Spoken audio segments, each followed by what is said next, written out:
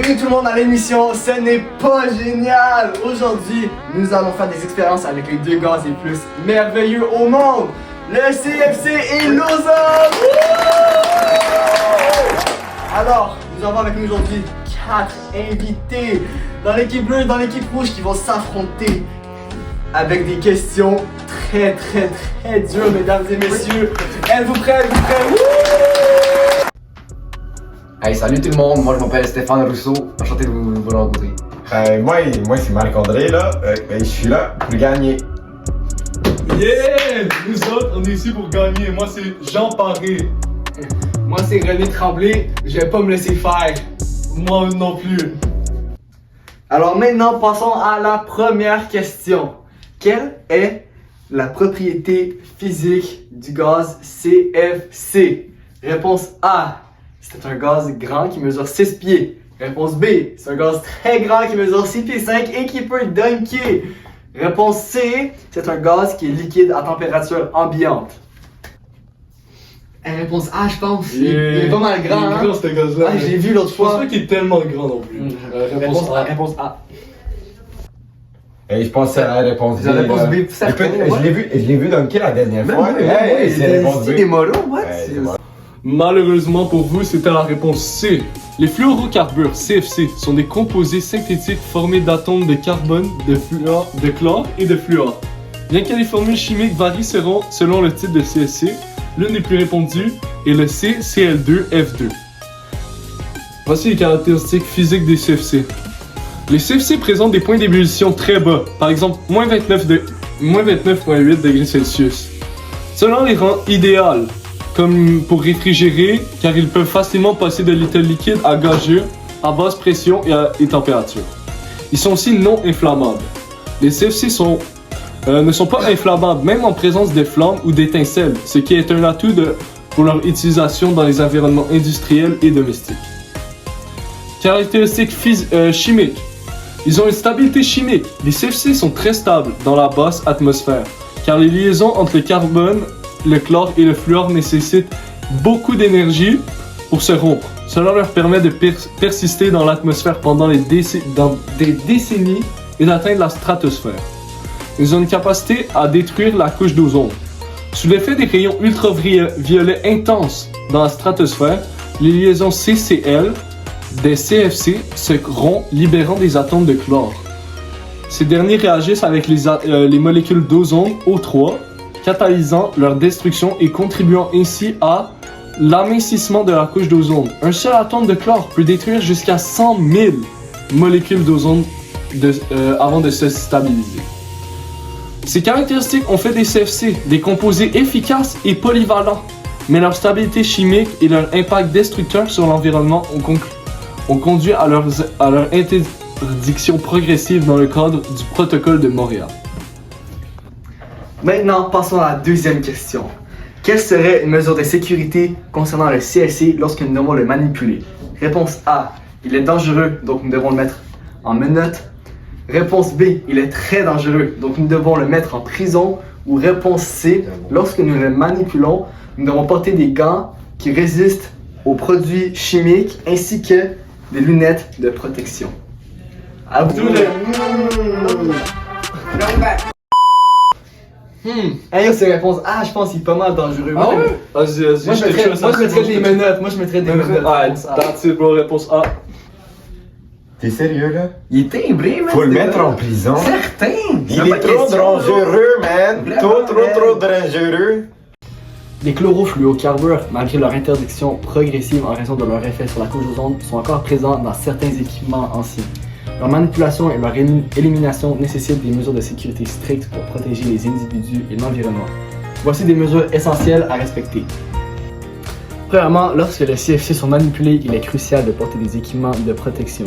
Les techniciens doivent utiliser des gants résistants aux produits chimiques pour éviter tout contact cutané ainsi que des lunettes de sécurité ou des écrans faciaux pour protéger les yeux de projections potentielles. Dans les espaces mal ventilés, un masque avec filtre est approprié et recommandé afin d'éviter l'inhalation des gaz. Bien que les CFC soient généralement non toxiques à faible concentration, une exposition prolongée ou à d'autres concentrations peut provoquer des étourdissements, des nausées ou des effets narcotiques. Deuxièmement, pour minimiser l'impact environnemental des CFC, il est essentiel de prévenir leur libération dans l'atmosphère. Des systèmes de détection de fuite sont utilisés pour identifier toute émanation accidentelle lors de la manipulation des équipements. En cas de fuite détectée, des interventions immédiates doivent être mises en place pour éviter la fuite et récupérer les gaz. De plus, les équipements de récupération et de régénération des CFC permettent de confiner ces substances pour une réutilisation ou une élimination appropriée, évitant ainsi leur rejet direct dans l'air.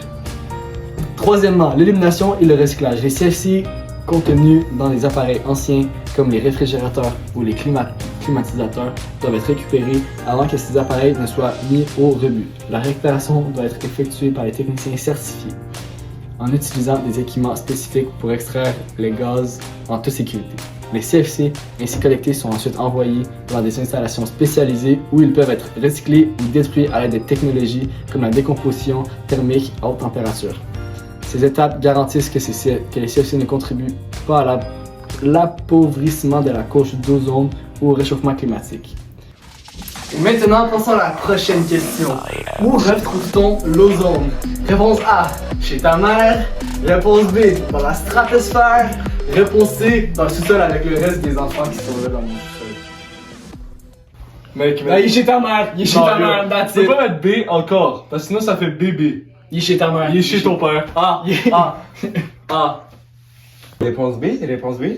C'est la réponse B, mais je dois vraiment aller chier.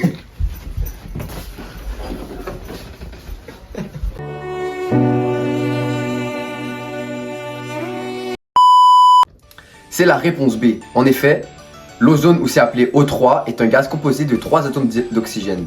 On le trouve naturellement dans la stratosphère où il forme une couche protectrice contre les rayons ultraviolets du soleil. Mais ce n'est pas tout. On peut également la fabriquer et l'utiliser dans de nombreuses technologies. Alors parlons un peu de ses propriétés. L'ozone est un gaz bleu pâle qui a une odeur aussi forte et piquante. Assez forte et piquante. Vous l'avez peut-être déjà senti après un orage. C'est un gaz très réactif, ce qui signifie qu'il peut facilement interagir avec d'autres substances. En plus, il est plus lourd que l'air, mais il est légèrement soluble dans l'eau. C'est bien vrai, Elias. Mais de plus, sur le plan chimique, l'ozone est extrêmement réactif. C'est l'un des oxydants les plus puissants, capable d'oxyder même des métaux et des composés organiques. Et en plus de ça, des polluants comme les oxydes d'azote et de soufre. Il est également instable et se décompose facilement en oxygène moléculaire, un processus qui libère de l'énergie. Par exemple, voici les réactions chimiques. 2 molécules d'ozone se transforment en 3 molécules d'oxygène. Enfin, dans l'atmosphère, l'ozone joue un rôle crucial. Dans la stratosphère, il absorbe les rayons ultraviolets dangereux, notamment les UVC et UVB, et protège ainsi toute forme de vie sur Terre. Voici la prochaine question. Quelle est une mesure de sécurité qu'il faut mettre en pratique lorsque nous manipulons l'ozone? Réponse A. Le manipuler dans un endroit très bien ventilé. Réponse B. Le mettre dans la toilette et flusher. Réponse C. Réponse B. Moi je dis que c'est B en vrai. Yashi, moi je pense que c'est C. Bro, quand abuse pas, c'est B. T'abuses, bro, t'abuses. Non, je te dis, moi c'est B. Je te dis, c'est C. Je te dis, c'est B. Trust me, like, trust me, bro, c'est B. Je te dis, trust me, bro. Hey, c'est des gros morons, c'est quoi ça, man? C'est A! C'est des morons, c'est des morons! Des morons, that's it, bro.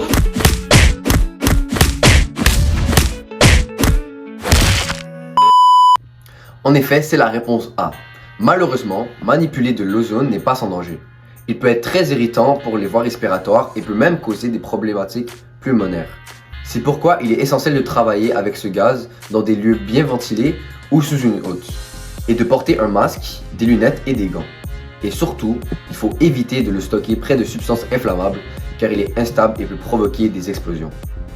L'ozone répond à des problématiques et des applications scientifiques et technologiques assez intéressantes, notamment dans les stations de traitement.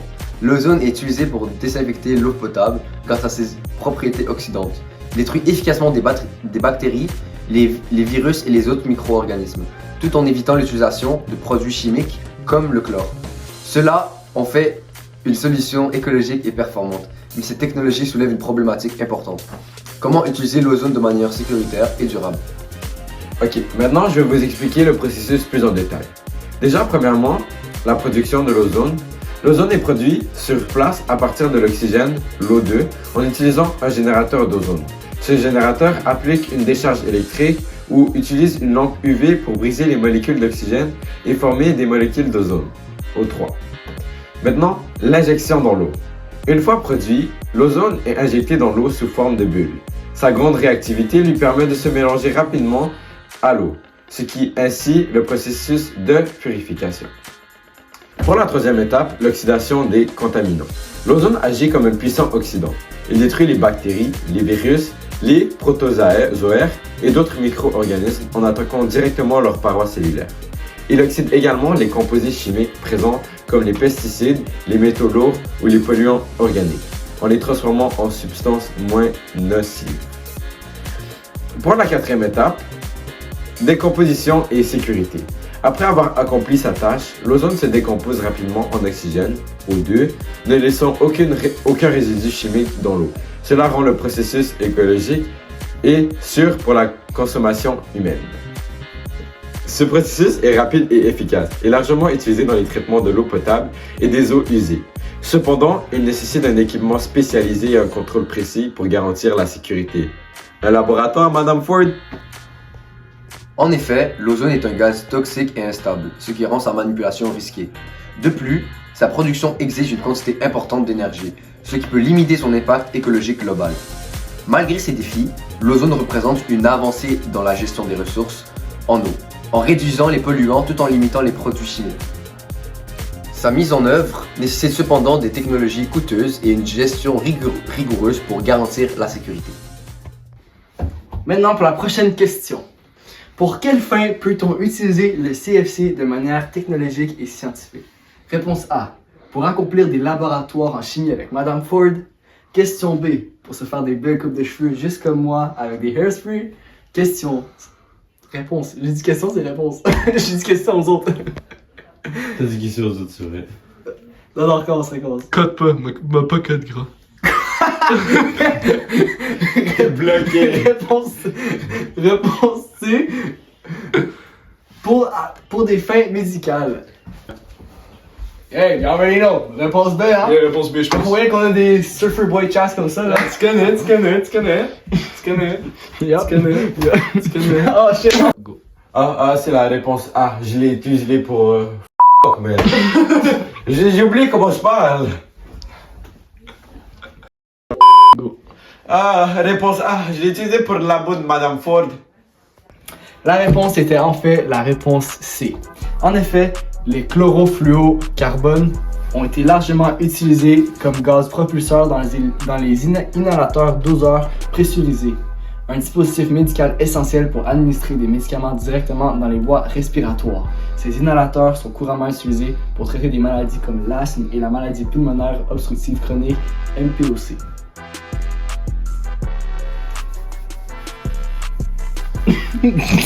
Dans un inhalateur doseur, le médicament est dissous ou dispersé dans une solution contenant un gaz propulseur. Les CFC, grâce à leur stabilité chimique, leur non-inflammabilité et leur capacité à se vaporiser facilement à basse pression, ont longtemps été le choix idéal pour ce rôle. Lorsqu'un utilisateur appuie sur l'inhalateur, le gaz propulseur expulse une dose précise de médicaments sous forme de fine brume ou d'aérosol. Cette brume est inhalée profondément dans les poumons, permettant une action rapide et efficace du médicament. Cependant, en raison des effets des CFC sur la couche d'ozone, leur utilisation dans les inhalateurs a été progressivement Cependant, en raison des effets des CFC sur la couche d'ozone, leur utilisation dans les inhalateurs a été progressivement remplacée par des alternatives plus écologiques comme les hydrofluorocarbones HFA. Malgré cette transition, dans certains cas, les CFC peuvent encore être utilisés si les formulations alternatives ne sont pas disponibles ou adaptées aux besoins spécifiques des patients, bien que ces cas soient désormais très rares. Pour la prochaine question, quelle est une conséquence de l'utilisation du CFC dans la vie en général? Réponse A, ça te donne vraiment envie d'aller aux toilettes comme Elias tantôt. Réponse B, ça a vraiment des impacts néfastes sur l'environnement. Et réponse C, tes parents vont te chicaner. Je sais pas, moi. Lily, Ah, quoi? Lily, Quoi? as-tu mis ta crème à base de CFC pour ta craque de fesses qui pique? Justement, ça me gratte. Réponse A. Réponse A, réponse A. Non, non, non. Je veux plus être ici. Je veux plus être ici. Je suis plus capable. Réponse B. Réponse B. La réponse était la réponse B. En effet, l'utilisation des chlorofluorocarbures, CFC, dans les applications médicales présente à la fois des avantages et des préoccupations. Les avantages sont que les CFC ont longtemps été utilisés dans les inhalateurs médicaux en raison de leurs propriétés uniques, leur stabilité chimique et leur capacité à expulser une dose précise de médicaments dans les poumons ont permis à une administration efficace et rapide des traitements. Ces caractéristiques ont facilité le contrôle des symptômes respiratoires, offrant ainsi une amélioration significative de la qualité de vie des patients. Pour les désavantages, les CFC ont un impact environnemental majeur, en particulier sur la couche d'ozone. Leur utilisation dans les aérosols, y compris les MDI, a contribué à la destruction de l'ozone stratosphérique, ce qui a conduit à leur interdiction progressive à partir des années 1990 sur le protocole de Montréal. La recherche de solutions alternatives est donc devenue cruciale pour minimiser cet effet néfaste. Pour ma part, bien que les CFC aient été une solution efficace dans les inhalateurs médicaux, leur impact environnemental a rendu leur remplacement indispensable. Le passage aux alternatives plus écologiques est un progrès nécessaire, garantissant à la fois la santé des patients et la préservation sur l'environnement. Je pense que des alternatives comme l'hydrofluoroalkane HFA ont été développées pour remplacer les CFC dans les inhalateurs. Ces nouveaux gaz propulseurs sont plus respectueux sur l'environnement tout en offrant une performance similaire dans la délivrance des médicaments. Toutefois, cette transition a pris du temps et les CFC sont encore utilisés dans certaines situations très spécifiques, bien que leur utilisation soit de plus en plus rare. Mais pour ma part, je pense que nous devrions cesser de les utiliser le plus vite possible. À mon avis, l'utilisation de l'ozone dans la purification de l'eau est une solution innovante et efficace. Mais elle présente des avantages et des défis qui méritent réflexion. D'un côté, l'ozone est un outil remarquable pour assurer une eau propre et sécuritaire. Sa capacité à éliminer une large gamme de contaminants, qu'ils soient biologiques comme les bactéries et les virus ou chimiques comme les pesticides ou impressionnants. De plus, contrairement à d'autres désinfectants comme le chlore, il ne laisse pas de résidus chimiques nocifs dans l'eau, ce qui est énorme avantage pour l'environnement et la santé humaine. Cependant, cette technologie n'est pas parfaite. La production d'ozone nécessite des générateurs spécifiques qui consomment beaucoup d'eau. En somme, bien que l'ozone soit une solution de purification prometteuse, je pense qu'il devrait être utilisé en complétant d'autres technologies, en particulier dans les contextes où les avantages environnementaux et économiques doivent être équilibrés. Merci de nous avoir écoutés. On se revoit à la prochaine émission de Ce n'est pas génial.